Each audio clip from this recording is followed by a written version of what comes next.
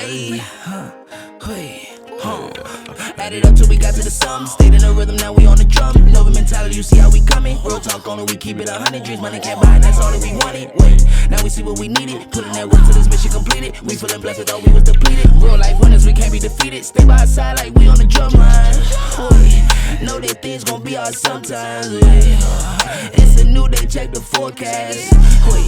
Perfect day for the drum podcast. All right. What's going on, everybody? Hope everybody is good this evening. I'm your host, Dre Moore, and this is episode 6 of the Drum Podcast. Out here. You know the vibes, man. And today, we have none other than multi-hyphenate, producer, creator, juicer, Washington with us this evening. What's going on, brother? Man, happy to be here, man. Yeah, happy man. to be here. Happy Yeah, to be here. Happy to interview me, man. So looking forward to the conversation. Happy to have you, brother. Happy to Absolutely. have you. You know, I'm not going to waste none of your time because you are a busy man. You do a lot of things. So I'm here to poke your brain, bro. We really want to get your experience, get your perspective on a lot of different topics. Absolutely. We'll jump right in with our icebreaker. For Now sure. listen, as you gain more autonomy and clarity in what you feel you've been called to do in life, how do you intend to continue crafting your path moving forward? For me, I think the way that I continually do so is continually finding purpose within the things that I do. From an early age, I was always connected to the things I felt were bigger than me. Of course. Whether it was family, it was God, community, sports, just the things that I always gave my time and energy to. And being young in that space, you really don't know the things in which you're doing and the seeds that you're planting and sowing. But but the older you get, it's like, wow, like that was connected to this 30-year-old version of myself. Me, not even sacrificing, but invest in these various moments in my youth. Yeah. Not going to certain things, not going out, not doing whatever it was the thing to do, and following the crowd, but more so going to the beat of my own drum. You know what I'm saying? Shout out to the Drum Podcast. The Drum Podcast. You dig? Bars. No, but like all those things really lead to a point in which you're crafting your own path, and truly all of us are crafting our own path. And it's just about the amount of awareness we have in doing that, and also the level of confidence that we have within doing that. And mentorship, I know we'll talk about that later, but mentorship plays a huge part in crafting your own path, because through mentorship, it provides a lens and perspective that really helps you engage, like, what I'm doing is for something bigger than me. Yeah. So to have that at an early age, and not only have it, but to seek it out. I wasn't like, I don't come from a privileged background. I don't come from even a space or place where the things around me were advantageous. Yeah. But I turned them into advantageous aspects and elements of what I can use for me. So all in all, man, like crafting my path and what it looks like for me is continually building upon those foundational building blocks as a youth and as a kid, and as being a creator and not a creative. It's very much being a creator is very much tied to the younger version of yourself, the childlike version of yourself, the most innocent version of yourself. What were the things that were around you? What were you doing? Who was around you when you were your most creative self? Yeah. Because we know that's when we're our most innocent, when we're dreaming as big as we can dream, because we don't understand there's budgets, there's timelines, there's other factors that are involved. So me crafting my path is continually connected to the younger version of myself, and seeing how I build towards things that are bigger than me. So. Understood. Yeah, absolutely. And during my stint here in the boot camp, I've gotten a chance to get to know you. And Sure. I think that It's been a pleasure. Bro, listen, you are a man full of depth. And so we have to dive into that, during this podcast. And so we'll begin to do that by just asking you to expound upon 3 facts that you think everyone needs to know about Washington and why those things are important. Oh man, that's a good one. 3 facts. I'm very intentional. Okay. With my words, Intention is everything. my diet, and the diet being more than what I put in my body, but what I see, what I eat, what I think, what I surround myself with, all those things, because you become your environment. Yeah. And so being very mindful of the environment you're in, and the things that are within the environment are huge. So I'm very intentional about those things. I love to laugh. I love to have a good time.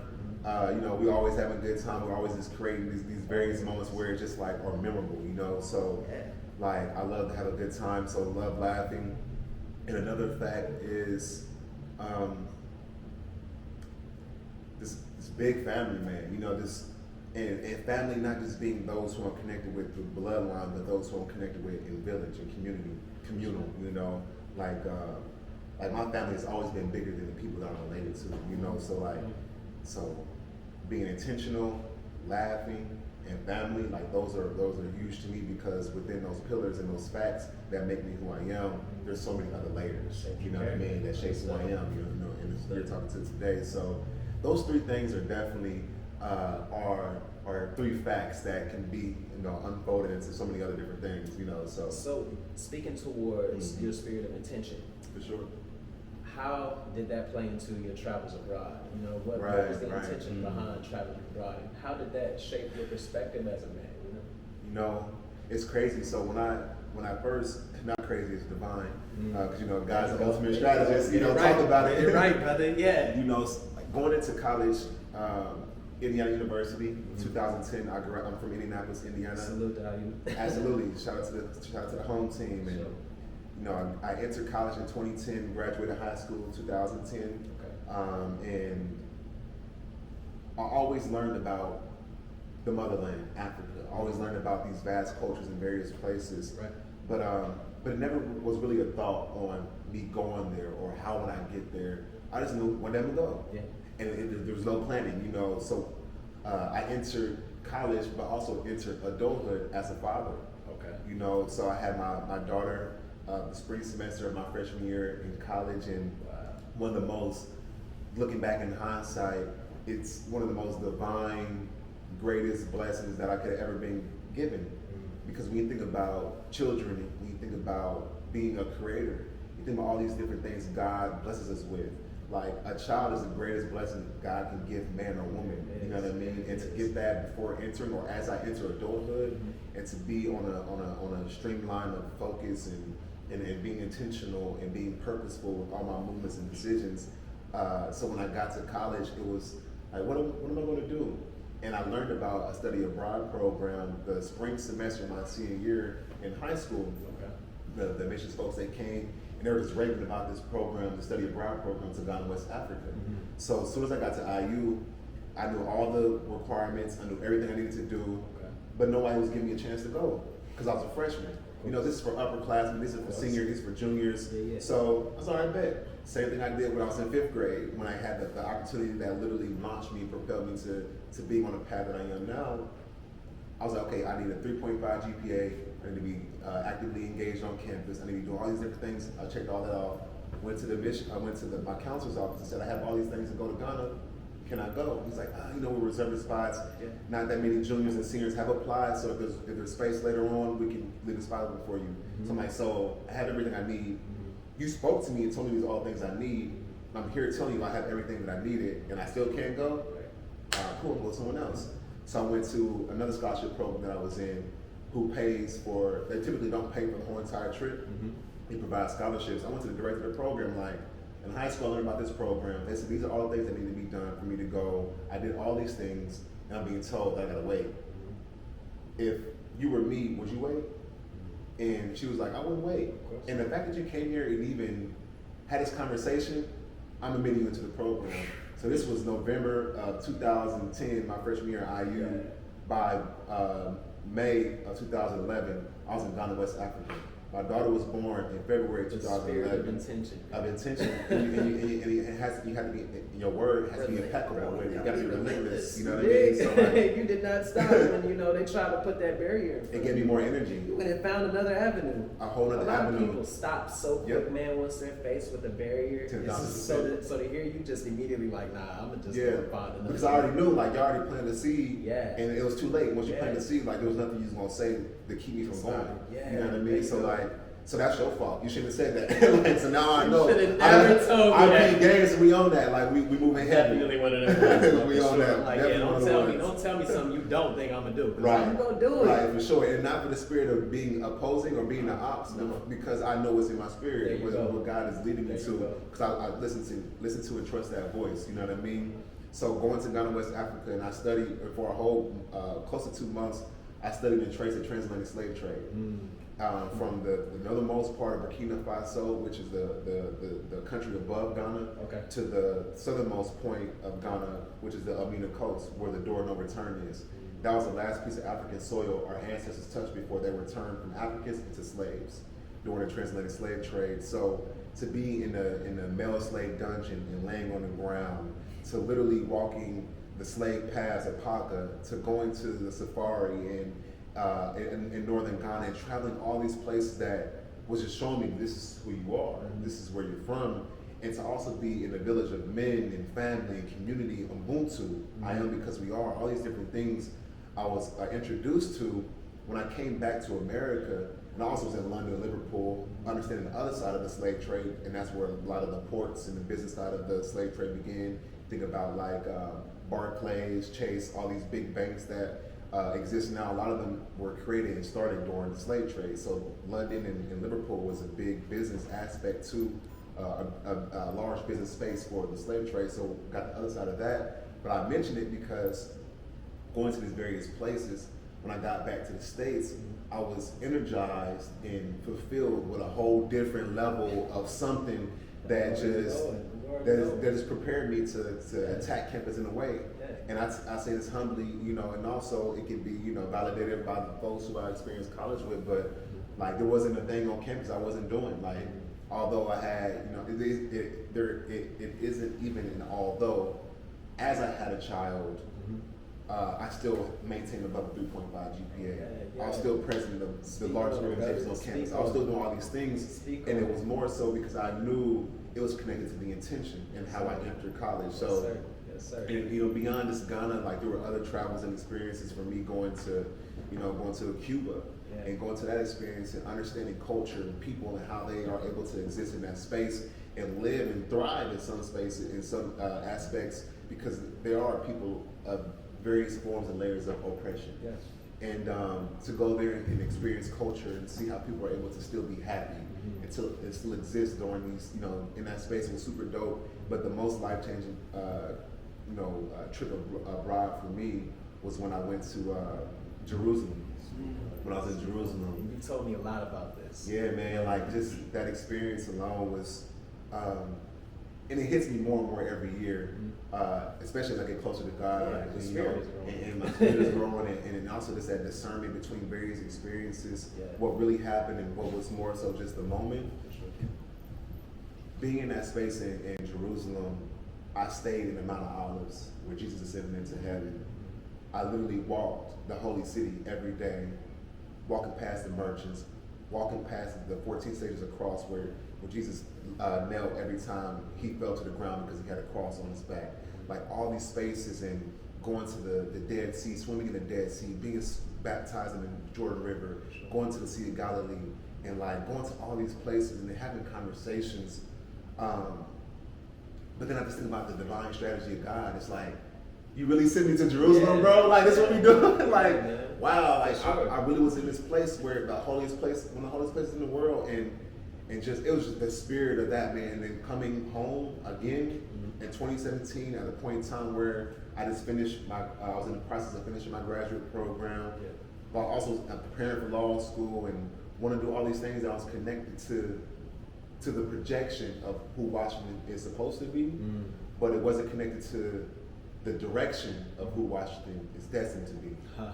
You know what I mean? Understood. So like, I mean, and I don't mean to cut you off. No, for sure. I don't mean to cut you off. You want to close that up? Yeah, because I think it's kind of going into maybe what you next going to mention was, as I entered Jerusalem, or as I exited and came back to the States from Jerusalem, I was just refreshed. I was anew. You know what I mean? I was ready to make this pivot because I knew 2017 going to 2018, I needed to move closer to the thing I wanted to do, which was storytelling. And I fell in love with storytelling, the art of storytelling, during all my travels. Because it would be something that I learned through the culture, about the culture, but it was through the art of storytelling. So when I start thinking about these various through lines of like what's connecting me to my purpose, what's the experiences that make all this make sense, Right. Storytelling was so much a part of that. And I realized a lot of my reasons in wanting to go to these places was to learn and better understand the stories of those people, you know what I mean? So, For sure. so yeah, man, I'll leave it there, but yeah, that's that. Now that trip, those trips, they sound like, you know, I have to go. Like that's really what it sounds like. Whenever you get into explaining that and telling me all about that, bro, even when we're having conversations back in the house, it's just like, I really feel like that's an experience I'm gonna need. You know what I'm saying? Especially when you speak on how revitalizing it is for your spirit. I think I just need it, bro. You know, to that point, yeah. it's everything. Traveling abroad was everything to me. As coming to Dallas has been everything to you. You know, coming from a different city, That's real. different places. Like you, That's real. When you correlate it, you see how much you've grown. You see how much being in a new place shows you the various forms and versions of who you are that you never will see actualized in the place where you're from. And it's just the reality of it. So like that's what it was for me times 10. Yeah. Because I was in overseas, I was abroad, I was in a place I didn't speak the language. Yeah. I studied the languages, you know what I mean? So like the connectivity to all that was just that much more impactful. And listen, we as humans are all made up of, you know what I'm saying, different parts that create who we are as people, you know what I'm saying? And so you, creator, connector, storyteller, entrepreneur, Thank you. you are all of these things. So I really wanted to ask you, you know, I know you don't only exist within these verticals, as you say, you define them. For sure, absolutely. How do you define them, Wash? I think just being by being as authentically the best version of myself, not just authentically being me, but authentically being the best version of myself, helps that, you know. Speak on that difference, bro. What's the difference between authentically being you and authentically? Right, for sure. I think authentically being the best version of me, I think being authentic is everything that it says it is. You're being true to yourself. You're being true to the versions of who you want to be. But being the authentic best version of yourself is not only being true to yourself, it's being true to the best version of yourself in which you are destined to be. Holding yourself to that standard. Holding yourself to the standards, and not only in which you see, but that God has built for you. You know what I mean? So like, I can never just be authentic That's me. big. I had to be authentically the best version of me because we're always in the next moment. You know what I mean? While being present. Every moment we experience, every single interaction, every relationship is happening for the first time. So like me not existing in those verticals, but me defining those verticals is by doing that. When I enter a space, I'm not just entering that space being a producer. I'm not just entering that space being a project manager. I'm not entering that space being a mentor or being a program facilitator. I'm entering that space from a juxtaposition of how can I impact the room, but also impact the lives of the people in that room far beyond me just being a producer or project manager. Like less about the role and more about just impacting the space. For sure, 100%. Nah, that's crazy. So like when just think about all our conversations we had at the crib and just throughout the boot camp. There's very certain levels and thresholds of conversation you can have, but then there's another layer, there's another depth. You can take things to when you're talking about some of those topics or whatever the case may be. It not only impacts you, but it impacts people around you in a way that helps them see the world differently. It's true. And when you're moving in the world differently via the perspective that was gained from this being around me, that's like impact. That goes far beyond me just saying, hey, these are the things that I've done. Like the conversations we had will stretch far greater beyond any of the work that we've done. That's a fact. Because now we're touching the human element of who we are. And that's the most important. Like how can you grow someone's career, but how can you grow a human as they experience their career? So like that was my intention. And we talked about this with the whole gang. It's just like I didn't want to come here, and do the boot camp and work the boot camp because my daughter, she just started playing volleyball. She's in 5th grade. She's a straight A student. She's doing all these super dope, amazing things, and it's like I'm about to go leave again, because it's like work calls and especially being a father that's always been there, it was hard, and she's in a new city, thriving and enjoying it. I want to be there for that. but I also understood the assignment. Yeah. I understand the assignment, and knowing that me coming here was far beyond me working, was far beyond me, you know, putting in the time and my 10,000 hours and all these different things to be the best version of myself, but it also was to help you all be the best version of yourselves, and that's the gift that keeps on giving. Because like we talked about this not too long ago, it's like you can't be self-serving. Like your purpose is not to serve you, it's to serve the world. So like service, serve us, like, serve us, like not serve me, you know, not serve me, but serve us. No, like it's it's true, you know. The proof is in the pudding, yeah. you know. So I just say that, man. Like that's how I truly just define the verticals I exist in. Understood. Yeah. So I mean, you know, let's talk more about your pivot, because I know that you went to IU, got your bachelor's in public health, my bachelor of science in public health. Exactly. And I also studied African American and African diaspora studies, so it's heavy in research. Understood. Yeah. So you have to speak on how in 2017, what clicked in your mind and said, Waj, it's time to pivot. It's time to dive into another lane. What said the media, entertainment, and film industry was for you? What said that, especially coming into the game with zero resources? You know what I'm saying? Yeah, like, for sure. What was the reason, bro? Where did the faith come from, other than God, of course? Right. In 2017, when I got back from Jerusalem, I was applying for law school, going through that process, meeting with people, going to these different, admissions, visits, and all this stuff at all these different law schools, specifically within the Midwest, specifically within Indiana. And I got to the point where it's like, things just weren't, like you feel it, like you trying to fit a square inside a circle, and it's like, this is not fitting, you know what I mean? So like, why? So what I did was, I got granular, and I was like, let me just do the things that actually make my spirit move. So I left my grad program.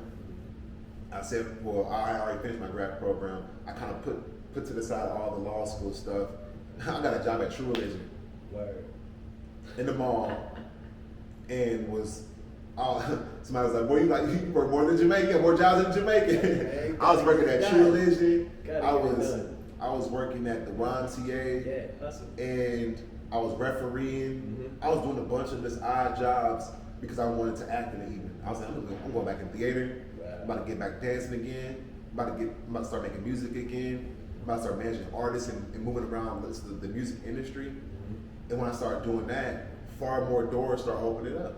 Pay attention to the numbers, pay attention to the signs. You know what I mean? Yeah. So like, as that started happening, things started opening up and moving. It's like, let me do more of this. So then I started creating content, because I always want to create content. Let me start creating content. Let me start leveraging these platforms like Instagram and Facebook, and didn't really use Twitter a whole lot, but specifically IG. And let me start moving in these ways. And every time I moved in the direction of that, there was like zero friction.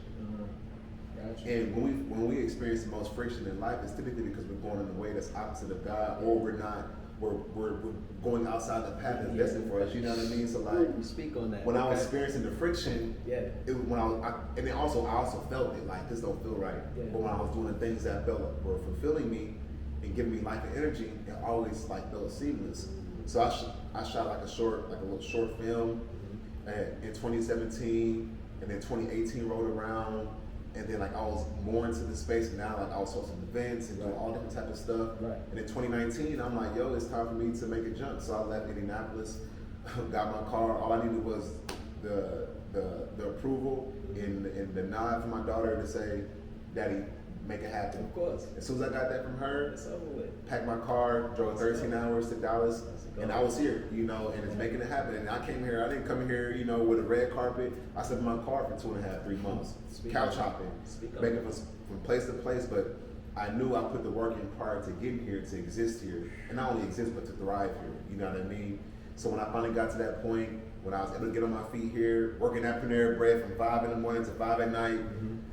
5 p.m. in the evening to 6:30 in the evening, pulling up on different events, networking with people, and then going back to North Dallas, go networking, shooting emails, Yeah. Then 9 o'clock, have my employee meal. Non-stop. And then from 9 to 10, I eat my employee meal. That's my relaxation. From 10 to 11, I'll chop it up on the phone, say what's up to, to some folks, to some ladies, or whatever the case may be.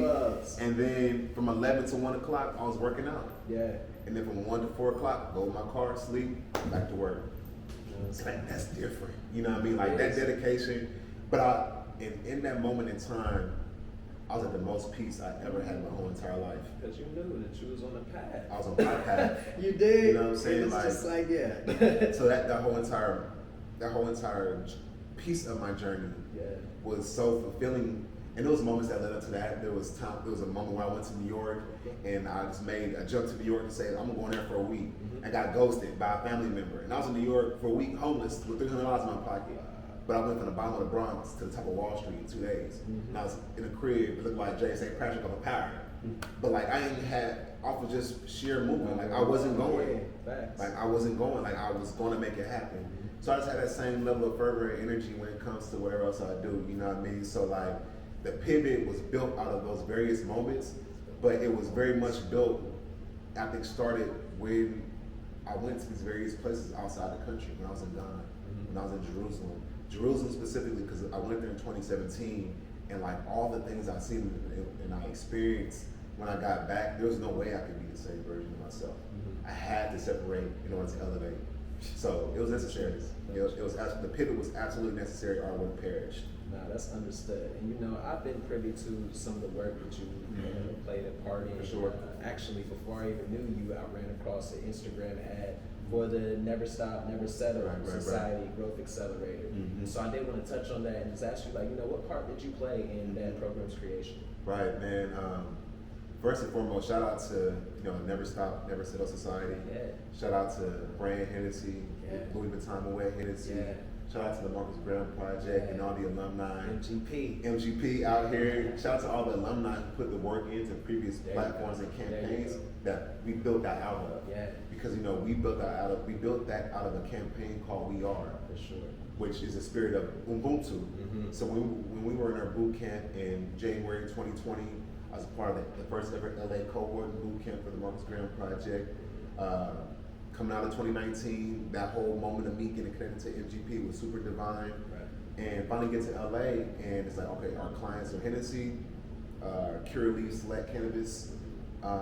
We were also working on Build Schools Not Prisons, or Schools Not Prisons. We was working with, I can't remember the name of the agency. But facts, you know what I'm saying? But like we was working on some super dope stuff. For sure. But when we were thinking about the Never Stop, Never Sell Society, before it was even called that, we're thinking about the time we were in. It was 2020. The year after that was 2021, and it marked the 100th year commemoration since the race massacres and the bombing of Black Wall Street in Tulsa, Oklahoma in 1921. So during this whole entire space, we were just trying to figure out how can we create something that fully encapsulates the big picture of what Tulsa was and what it could have been if it was able to live and exist and thrive in the way that it was in 1921. Imagine a Black Wall Street that was able to celebrate its 100th year, not in vain, not in blood, not in all these different things, but in all the things it was. Like it still was in good spirit. It was still in our ancestors. It was still in the spirit of Black wealth.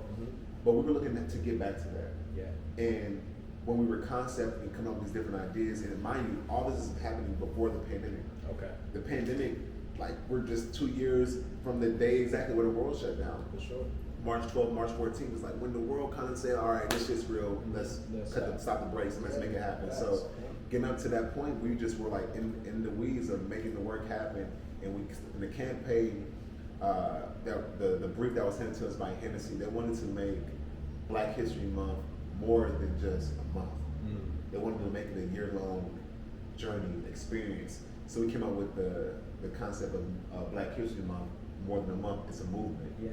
And then we built it. It truly is. It's a 365 celebration and acknowledgement of all the amazing and all the mediocre and small, tiny things that happen with our history too. And it's a whole other conversation, but when we start really leaning into the tactics and how we can bring this to life, in the midst of a whole entire pandemic, it's like, okay, what can we do? So once the pandemic hit, and then we got it, and it was really just myself, Lincoln Stevens, the co-founder of the Marcus Graham Project, and another co-founder, Larry Yarrell, and a few other folks who jumped in to help. We kept building. We kept the program going. Yeah. And what was birthed was this Never Stop, Never Sell Society that not only is supporting, providing resources to entrepreneurs, it's building a block back. You know what I mean? It's providing the resources back to a group of people who were stripped and continually stripped of so much, you know what I mean? So historically, you know, so like when we were thinking about the concept of that, it wasn't like the society, it was the things within it, but then when you bring it all together, this is what it became. It was a Never Stop, Never. And there was a lot of stuff in between that happened, but that's the spirit of where it came from. In early 2020, before the pandemic hit, and then understanding all the things that happened with George Floyd and all the racial tension in America, and then moving into a place where all these companies and organizations and conglomerates are committing money and dollars to the Black community. And then we had to think about, what are we doing, what are we creating that not only exists right now, but can benefit generations? We're thinking generationally. Yeah, this needs to live. This needs to live. Longer. It should be you know what I mean? Campaign. Yeah, for sure. So what was birthed was a $2 million fund through the Never Stop, Never Sell Society that was handed out to 10. I can't even remember the exact number. I'm not even going to guess it, but it was basically they applied and went through a series of a process of basically making sure they had everything they needed, they were the right organizations, companies, and now these companies and people are thriving. You know what I mean? So like we did so much with that, man, but it was a super dope campaign. That's where it was born from. And I can tell, brother. I mean, I like the work, just seeing it, but understanding the thought process behind it just makes it that much more incredible. Yeah. And I guess, speaking about MGP, I'm just very thankful and grateful being a part of MGP now, being in this boot camp, getting to experience this wave is incredible to me.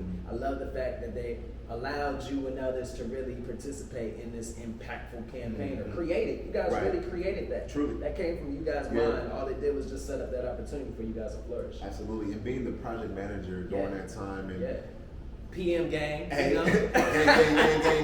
Yes, sir. And being a PM at the time, it didn't make sense. Of course. Because it's like, what is a project manager? Boy. Speak on it, because that was me to the rest of my crew. Like, man, look, this don't make sense. I'm creative. Like, let me be creative. You know what I mean? Let me create. Yeah. But understanding there's creativity in everything you do. There you go. You know what I mean? And there's creativity in how you manage a group of creatives. Yes, sir. And it's just like, when I was in it, I didn't see it, and I'm still in it. And I'm gonna see it differently as I get older and as I progress in my career. But like being the project manager during that time, I never felt like, and also not knowing what a PM entailed, but just doing the work. So everything was so innocent. Like we were all just creating innocently. Like, you feel me? Like I was managing. Like I just don't know. Like, yes, bro. I don't know. Somebody literally got to tell you, like, you know what y'all just like, that's dope. I didn't getting work done. I'm just getting shit done. Yes, sir. And so I just did not. I had no idea the stuff that we were doing.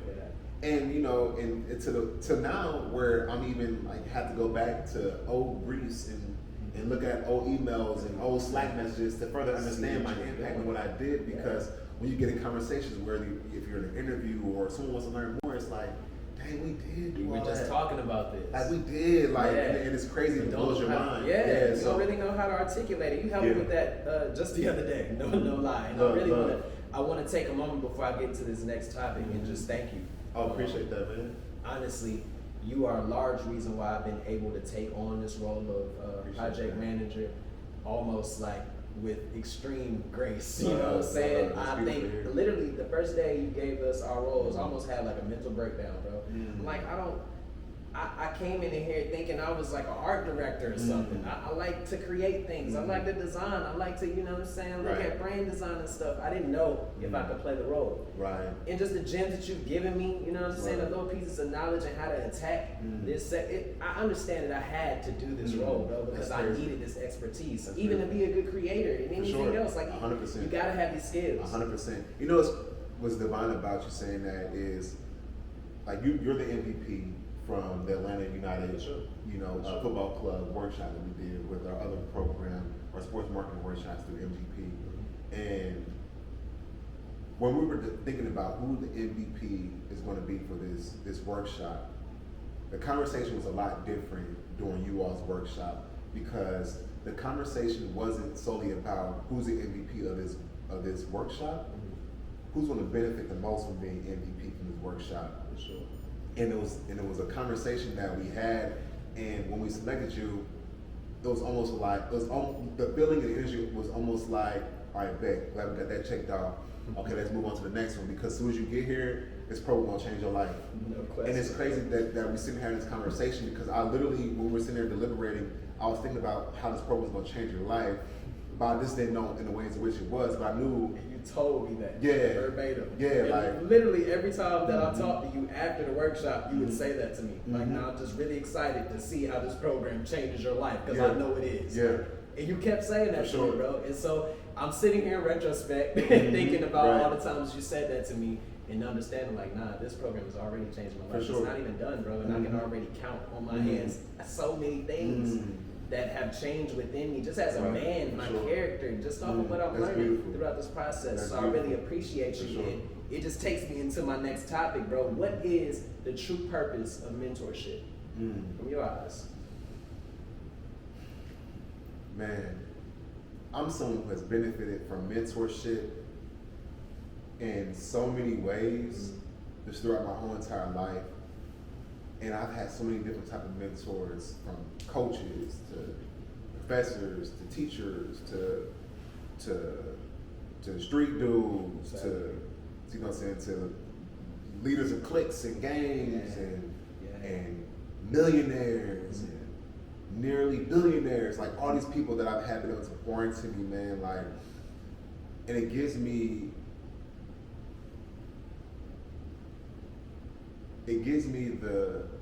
the words to articulate mentorship being something that not only plants seed into the person who's receiving the mentorship, but it's something that also plants seeds in the person providing the mentorship. It's truly the gift that continues to give. It's the greatest return on investment, being a mentor, because we talked about this before. Like, you master what you teach and you teach what you master. There it is. You know, so I can sit here and have all these eons of knowledge and information, but if I never exercise it, if I never teach it, am I truly mastering it? Are you truly master? You know what I mean? So like, when I be with y'all, I really begin stuff off as a way to exercise. Muscle up, And you know, in the way in which I receive it, it's confirmation to keep going. For sure. So mentorship is also, like, people think mentorship is a way to help guide others. Mentorship is a way to help guide yourself. There it is. So that's what creates the cycle, because it's not self-serving. The act of mentorship isn't self-serving. But the very fact that you're giving and you're serving, that's the return in its most immediate form. You know, so like, I define mentorship being that, man, because like, I've been curated and cultivated to be the person I am through people being like, and it's always that thing, like, growing up in the hood, Barry Side, Indianapolis, shout out to 42nd Post Road, 4045 Brentwood Drive. Like, that was where I grew up. And it was always, bro, there was always moments where I never experienced that friction where somebody was trying to, like, it was the best way to put it. Anytime I was faced with the scenario or situation that was like life or death, or you could put it on a life or death scale, like, death never had a chance. Like, people, the people, that is powerful. the enemies, the people, the things in which they keep me from what I was destined to be, like, it never stood a chance. Never. Like, I can give deeper reasons on how, but like, they never stood a chance. And I always knew, like, God had my back. Like, I was always protected. Like, being a kindergartner and crossing the roads and the creeks and the back doors and all the stuff I had to do to get to school, and then never being harmed in those moments, like crack needles, drugs, animals, kidnappers, molesters, all this stuff is around me. But it's like, go back on, crossing the creek, going to school. and I'm going to school. And I always would say, You've had that relentlessness and all of that in you from the I was jump. a kindergartner, bro. I Like, can tell. I was I can 6, really 7 tell. years old, That's like, by crazy. myself, I was the youngest. Yeah. So everybody's already in school. I went to school later than everybody else. Yeah. Parents still worked. So it's like, all right. Really fending for yourself. It was really that moment where a lot of kids don't have the you know what I'm saying, that they able to tell the story. Yeah, a lot of people come not because of their own volition, but it's because of their environment. Like they don't make it through that, you know. That's a fact. But for me to be able to make it through, take that and use it, bro, to build yourself up. It's an amazing thing. sure. Like it's really amazing. I gotta commend you, bro. right? Thank Nobody you, bro. else does. The insight though, like the insight you get from moments like that, Yeah. like because you're in survival mode, like you're thinking like how can I, you know what I'm saying, not get approached by like the vice lords and GDs over here. All right, I want to go home. Real But this red serious park, this blue park. Yeah. If I go to red park, I'm associated with the vice lords. If I go to blue park, I'm associated with the GDs. So okay, what's the next best thing? I got to play in front of my house. Yeah. You know what I mean? So like all these various aspects of survival mechanisms and skills. When you get to a place where like a college campus, Yeah. or you get to a place like it's corporate like- world, it's like I done now to say survival skills and mechanisms that I use to survive and to beat death. Yeah. I now use it to thrive in my career. Like the shit I pick up, the things that I see, how I'm able to break certain things down, the mental strategy and chess I'm able to play. Yeah. Bro, I just gotta get my reps in. Bro, I'm telling you, when you talk to me and you tell me those things, I always feel like I'm looking at somebody that's just like me, you know, just Sure. older, like the more mature, like Sure. this is what you try and get to, bro. You know Right. what I'm saying? That level. You had similar experiences like you Bro, told that's about what I'm always saying. being I like state, I city haven't to went city. to, I didn't go to a school during childhood for more than 2 years. Mhm. So you know what I'm saying? That should Right. let you know all Right, the for rip. sure. You gotta always be ready to adapt because sure. or these kids gonna eat you up. Right, for sure. You dig? It's not a, 10,000%. it's not a nice world out Right. here, so you gotta That's be a ready whole to fact. get it in, bro. So now, For sure. speaking more about just having the ability to see further into what it is that you're doing, House of Ubuntu For sure. is more than just plant-based food. It's about healing. Mhm. How so? House of Ubuntu.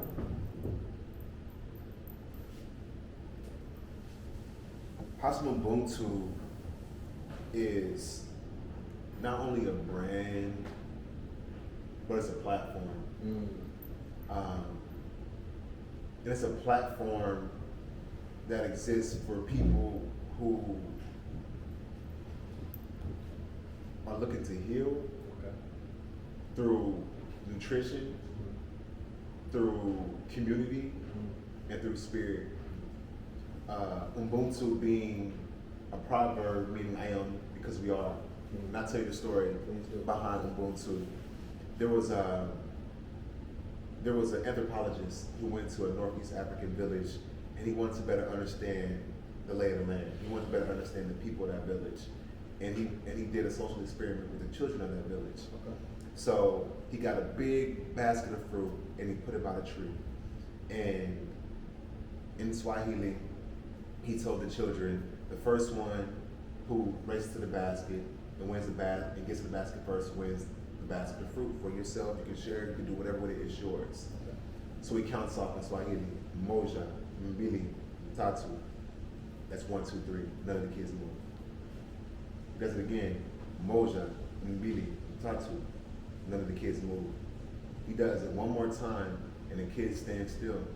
He then goes to the elders and asks, why aren't any of the kids participating? Like this is like free food. These are all the different things. And when he turned to the group of kids, they all had locked on and walked to the basket of fruit together and won it as one. And then when he asked the elders and the kids, like, why didn't y'all just go get the basket of fruit for yourself? They all in unison said together, Ubuntu, Ubuntu, Ubuntu. I am because we are. We all share the same struggle. We all share the same victories and success. But within that, you can never forget the fiber that connects us all, and that's community.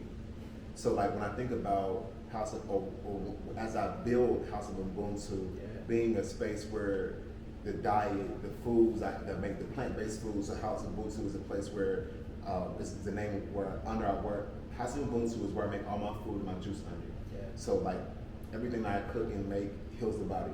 So it has no meat, no dairy, no soy, no additives, no processed aspects or any elements. It's all herbs, spices, vegetables, produce, fruits, grains, legumes. And I can attest, the shit is fire. Fire. Okay? It's fire. No RE and No ball. IRE. It's fire. IRE. You know the vibes, Right. Crazy. So like that's this hospital Ubuntu, man, and through that, man, I feel that's my way of healing the world. Yeah. It's through food and drink. You truly So- an inspiration, G. Like, for Thank real, you. for real. You know what I'm saying? Appreciate It seems that. like everything you do has very great intention behind it, as Absolutely, you said. You know what I'm yeah. saying? I ain't found no crack shit in this whole episode. Thank you, man. Really. So, Uh-huh. we've heard that you're entering into Mhm. free agency career-wise, you know what I'm saying? So what's your next moves? I know you're building Ubuntu, you know what I'm saying, Mhm. working with MGP, but Mhm. what's going on, you know? Right, for sure, man. Like, well, right now, I work with Oprah Winfrey and her executive production and specials team Yes, sir. at the Oprah Winfrey Network in Yes, sir. Harlow Studios. I've been blessed beyond all measure to be in the space to not only work with and for a black woman, Go read the man resume. but one of the richest people in the world, Yeah, that's crazy. and one of the most influential That's people crazy. in the world, one of the most influential and impactful people in TV, media, film. And this is the area I pivoted to. Yeah. And I didn't apply for this role or this opportunity. I built relationships and I kept myself ready. So when the opportunity was presented, I was able to walk through that next dimension that God had prepared for me and my family. So like, I'm still producing right now with Oprah Winfrey Network. Been blessed to work on some amazing productions spanning from the Royal Family Interview with Meghan Markle, Prince Harry, and Oprah Winfrey, all the way to Viola Davis for consideration, her consideration role within Ma Rainey's Black Bottom. Able to interview and produce one of my icons on my mantle, Eddie Murphy, Will Smith, Adele, and a plethora of authors and all these people who are impactful to the cultures and the communities in which they come from, you know? Yes. So, been blessed to do that and now in a position to leverage. And that's something that's important when it comes to being in any career and at any stage in your career, but specifically young in your career. It's leveraging the resources, the knowledge, and it's the information that you gain. That's a Because tip. then you can really take it and craft it into your own. You're Yeah. talking about crafting your path. There you Like go. that's what you use to, you know. So like right now I'm in that space where I've created a whole lot before coming into the Oprah Winfrey Network. I shot documentaries. I produce content series. But now it's like, what can I do? How can I leverage this? In what ways will I leverage this? So right now I'm still figuring out. But what I do know is it's in the form of consulting. It's in the form of entrepreneurship. Yes, sir. It's in the form of building the generational element to Yeah.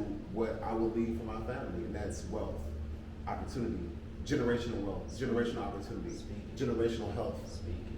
generational habits. Because we always talk about generational curses, not realizing these generational curses come from generational habits, That's real. generational behaviors, That's real. generational thoughts.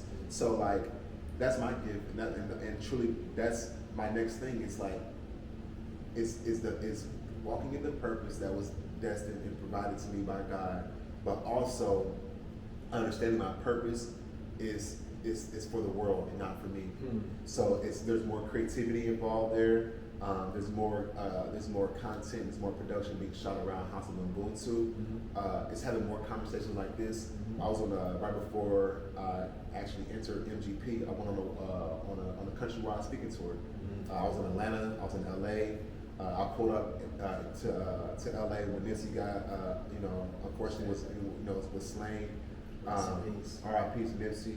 Like, was a huge part of really trusting the process, you know what I'm saying? And it's like staying motivated. Like, that's what I was listening to when I was in my car for 2-3 months, in Dallas, getting it, you know what I mean? But went there and shot interviews and talked to the people that was there. So like, just getting back to the gritty, you know what I mean? And like doing things like that and having such a level of resources and autonomy to do it, and bringing more people with me.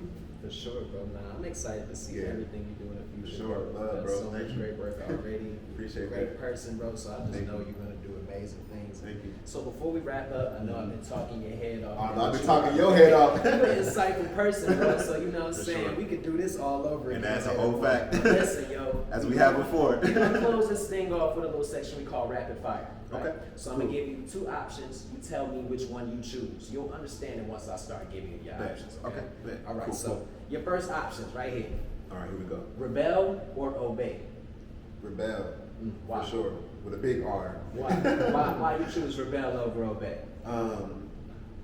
Because the greatest versions of our people stand on the other side of rebellion. Next one: challenge or surrender. Bro, challenge. And I say challenge because to challenge something is to remove it from its current state of homeostasis. So like if I'm challenging something, if I'm challenging anything that is Well, the gym. Shit is crazy. Thank you. Okay. That's a challenge for me. It's like removing myself and the things, the community, family from this a place of stagnancy or this homeostasis, because we're meant to evolve. Life is always changing. Things are always moving and going. If you don't evolve, like you said, adapt, you really get lost and caught in the weeds, and you don't want to be there. Because, That's like, a fact. it feels like it takes so long and so much effort and energy to get out of it. You're stuck. You know, so like For sure. definitely challenge. Listen, cultivate or destroy. This is a really good one. I say cultivate, but I almost said destroy. I like the energy of cultivate more than destroy. See, But give me the the spirit. parallels. Give me the parallels, brother. I pick cultivate because truly what you cultivate in the spirit of that will always destroy the mediocrity within anything or the thing you don't want. Wow. So like, I love that. so as I love before I became plant based, like I come from a family of meat eaters. Like I'm talking summertime grill, no size, just meat. Like like ribs, chick, all that good North Carolina, stuff. bro. You know how we Look, get down. I do, so I yeah, know. good food, real good food. You know what I mean? Yeah. So like being cut from that cloth, like I had to understand in order for me to become the best version of myself, and beyond me, the best father for my daughter was to take how I look at health, take it to another level. And also having the information and knowledge from having a Bachelor of Science in Public Health. I studied science, I studied the nutrition of food. There it is. I couldn't, when you know better, you do better. So I couldn't literally sit there and have information that I knew was applicable and not apply it. So I cultivated. I couldn't have information that I knew was applicable and not apply it. Facts. Like I literally couldn't. Don't let that go over your head. I literally couldn't, because then you become a shell of yourself. You become the thing that you don't want to be. Yes, sir. You become the monster in the mirror. You know what I mean? So like when I was cultivating, and not even before I even started cultivating, when I was in the process of thinking what are the things that I need to do and change, I had to cultivate. I had to change and create a new version of myself, but follow that and provide it to my family. You know what I mean? Now my family is healthier than they ever been, on the path to still becoming healthy. Same thing for me. I'm healthier than I've ever been on the path to becoming healthier. You know, so, but through that cultivation, I was able to destroy all the bad habits, all the generational behaviors, thoughts, energies, all that stuff, and still doing it, because it's a long fight. We carrying what Bishop TDJ said when we was at service a couple weeks ago. We're living off our great grandma's dreams. You know the vibes. Prayers. You know the vibes. That's real. We just continuing on. We continue This on. ain't even ours for real. It's not ours. We gotta think generationally. That's what Bishop said. For sure, we building a legacy. Like the stuff we go through is not even for us. It's for our kids. That's like a Kanye bar. It's my kids. Yeah. Shout out to Ye. Yeah, bro. You know what I mean? Like I'm gonna tap in with Ye one day too. I just had to put it out there. I can see that. I can see that. But definitely, I speak that in existence on a public space. Nah, bro. But understood. yeah. So like that's how I definitely understood. I would choose cultivate over destroy. I was so excited to get into this conversation with you. Likewise. We didn't do a check-in at the beginning of the episode, so it's cool. We're gonna wrap it up with our checkout. So Even our better. checkout is basically where you're just telling our audience your thoughts, your feelings on our conversation, how you feel after this episode. Man, I feel liberated. I definitely feel liberated because in some sense, liberated vis-a-vis freedom. Yeah. And I feel that way because around 2017, 2018, I silenced myself. I stopped posting my thoughts and opinions on social. And then I started writing in 2019. And then I stopped writing. And then I started observing it and just gaining so much of the stuff I was experiencing. So I felt like I was going through too much to talk about it live. For sure. Because then I'll just be like creating something I ain't even reflected on yet. Yeah. You know what I mean? Yeah. And talking about certain things. So I feel like I just kind of went under, not under a rock, because I've been popping out. I've been doing some stuff since, but like, it was like my isolation voice. for real. It was like for any Dragon Ball Z anime fans out there, like I went in like the hyperbolic chamber to like truly train and grow a new voice. Right. So now I feel liberated because that voice, I'm unleashing it and unlocking it and telling more stories and getting back out there is definitely time. So I feel liberated because this is only it's not even the beginning. It's the beginning of another chapter, another phase where my voice will echo across, communities, No question. state lines, No question. enemy lines, No question. and touch eons of people, man. So that's the goal. That's right. And I truly appreciate this conversation, man. But the word for my checkout is definitely liberated Yes, sir. via freedom. So Yes, sir. Yes, sir. Absolutely. Now, likewise, and my checkout is just, I'm thankful, bro. I'm grateful to finally be in a place where I have a mentor, bro, that sure, can really absolutely. pour into me the type of Absolutely. wisdom that I've been seeking for so long in For my sure. life. I've only known you for a short amount of time, Got that. but I'm grateful for you, brother. Absolutely. We don't say that enough to the For people sure. who mentor us. So You already know. I just want to let you know, brother. Absolutely, Real talk. for sure. You already know. We do it, right? Hey, Yes, listen, sir. man. We don't even gotta say no more. Incredible episode sure, with my thank you. guy Washington. Thank you so much for Absolutely. coming in with us, man. It's been another episode of the Drum Podcast with NOVATEUR Agency and GP.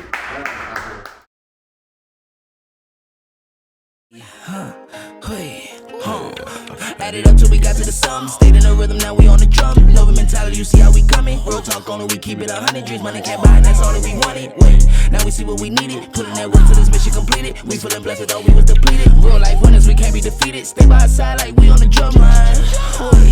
Know that things gon' be hard sometimes. It's a new day, check the forecast. Perfect day for the